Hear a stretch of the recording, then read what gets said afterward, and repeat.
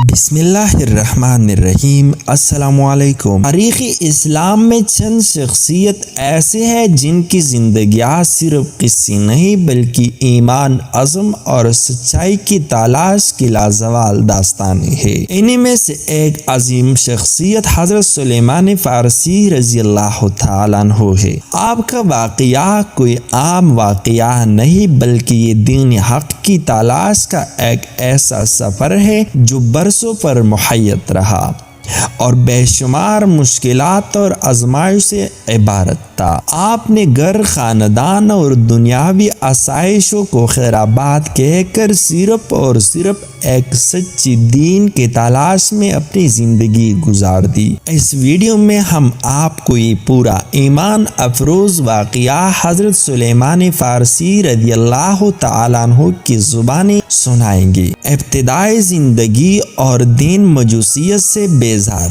حضرت سلیمان فارسی رضی اللہ تعالیٰ عنہ فرماتے ہیں کہ میں فارس کے صوبہ اصفہان میں ایک جگہ کا رہنے والا تھا جس کا نام تھا۔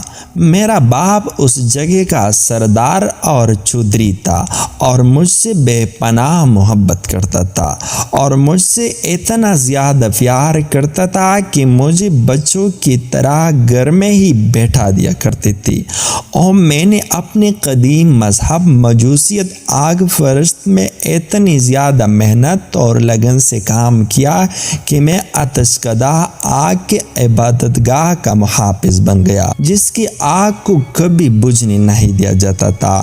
ایک دن میری والد اپنی کسی کام میں مصروف ہو گئی تھی تو مجھ سے کہنے لگا، بیٹا آج میں اس تعمیراتی کام میں مصروف ہونے کی وجہ سے زمینوں پر نہیں جا سکا، اس لیے تم وہاں جا کر ان کی دیکھ بھال کرو اور مجھے چند ضروری باتیں بتاؤ۔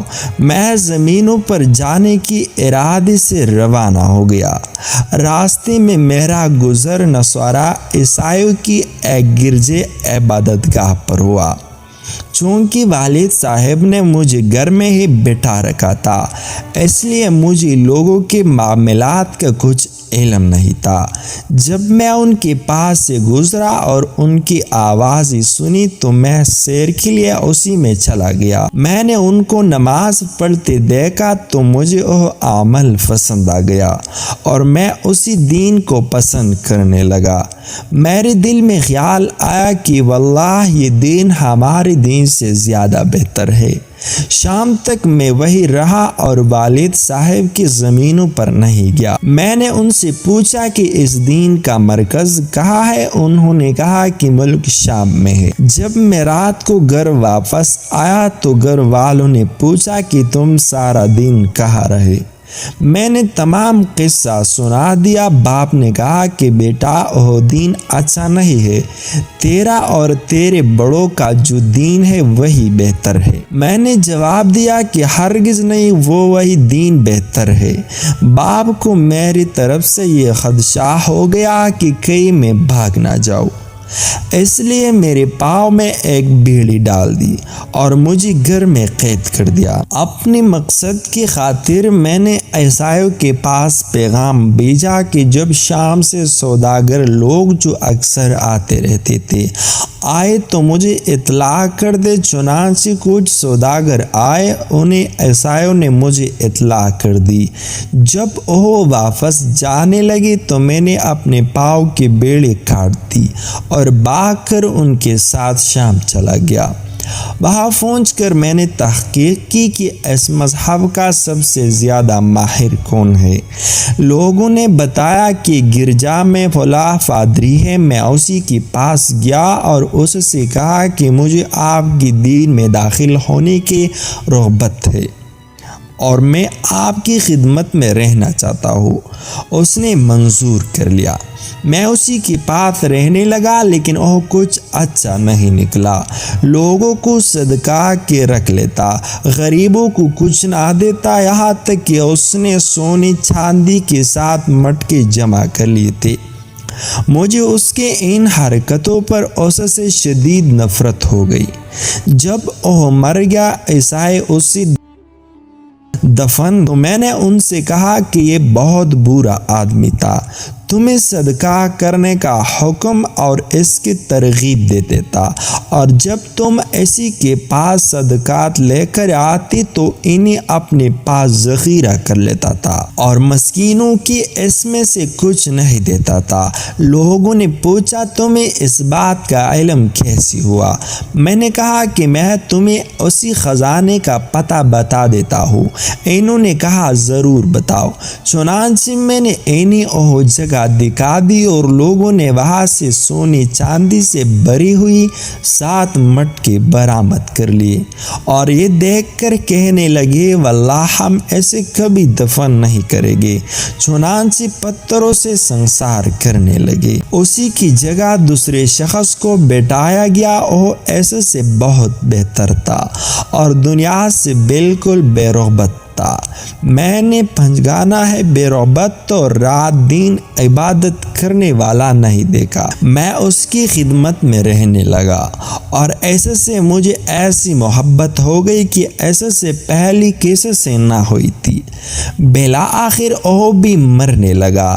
میں نے اس سے پوچھا کہ مجھے کسی کے پاس رہنے کی وصیت کر دو۔ اس نے کہا کہ میرے طریقے پر صرف ایک ہی شخص دنیا میں ہے، اس کے سوا کوئی نہیں، وہ موصل میں رہتا ہے، تم اسی کے پاس چلی جانا۔ میں اسی کے مرنے کے بعد موصل چلا گیا اور اس سے جا کر اپنا قصہ سنایا۔ اس نے مجھے اپنی خدمات میں رکھ لیا، وہ بھی بہترین آدمی تھا۔ آخر اس کی بھی وفات ہونے لگی تو میں نے اس سے پوچھا کہ اب میں کہاں جاؤں؟ اس نے کہا کہ فلاں شخص کے پاس نصیبین میں چلے جانا۔ میں اسی کے پاس چلا گیا اور اس سے اپنا قصہ سنایا۔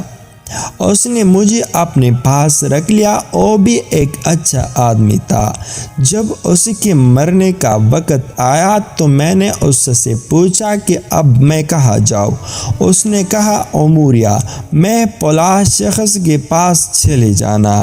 میں وہاں چلا گیا اور اسی کے پاس رہنے لگا۔ اموریا میں نے کچھ کمائے کا دھاند بھی کیا، جس سے میرے پاس چند گائے اور کچھ بکریاں جمع ہو گئی۔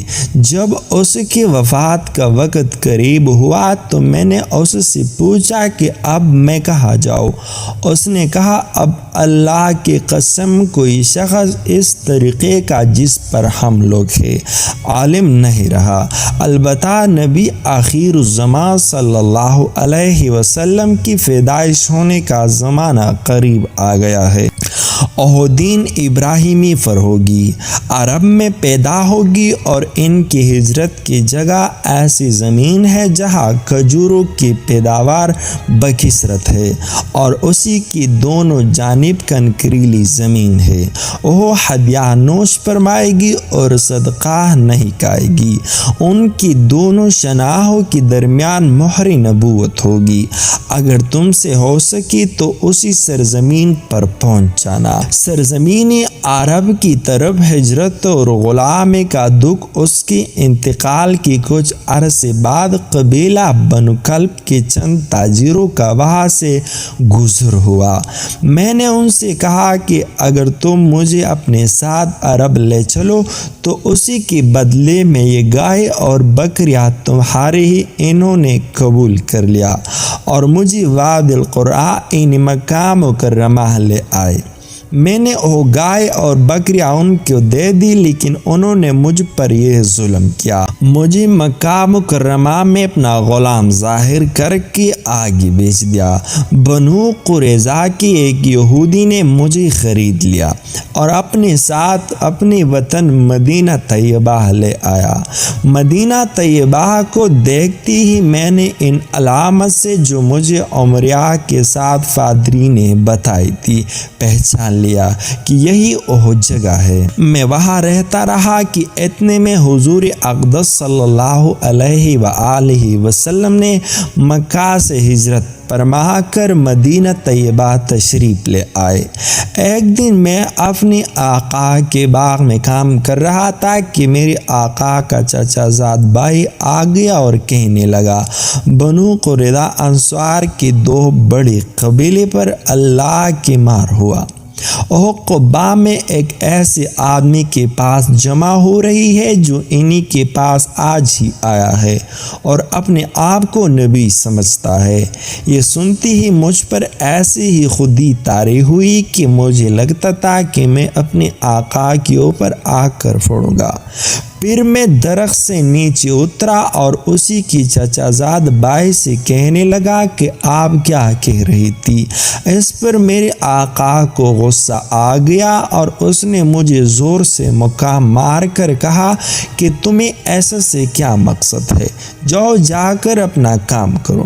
میں نے دل میں سوچا کوئی بات نہیں اور یہ ارادہ کر لیا کہ اس کے متعلق معلومات حاصل کر کے رہوں گا۔ میرے پاس کچھ پونجی جمع تھی۔ شام ہوئی تو وہ لے کر نبی کریم صلی اللہ علیہ وآلہ وسلم کی خدمت میں حاضر ہو گیا۔ حضور نبی کریم صلی اللہ علیہ وآلہ وسلم اس وقت تک قباء میں تشریف فرما تھے۔ میں ان کی خدمت میں حاضر ہوا اور عرض کیا، مجھے معلوم ہوا ہے کہ آپ نیک آدمی ہیں اور آپ کے ساتھ غریب اور حاجت مند لوگ ہیں۔ یہ صدقہ کا مال ہے، میں دوسرے سے زیادہ آپ لوگوں کو اس کا حقدار سمجھتا ہوں۔ حضور صلی اللہ علیہ وسلم نے خود تناول نہیں فرمایا اور فقراء صحابہ کرام سے فرمایا تم کھا لو۔ میں نے اپنے دل میں کہا کہ یہ ایک علامت تو پوری نکلی۔ دوسری نشانی ہدیہ کا قبول کرنا۔ پھر میں مدینہ واپس آ گیا اور کچھ جمع کیا۔ اسی دوران میں حضور صلی اللہ علیہ وآلہ وسلم مدینہ منورہ پہنچ گئی۔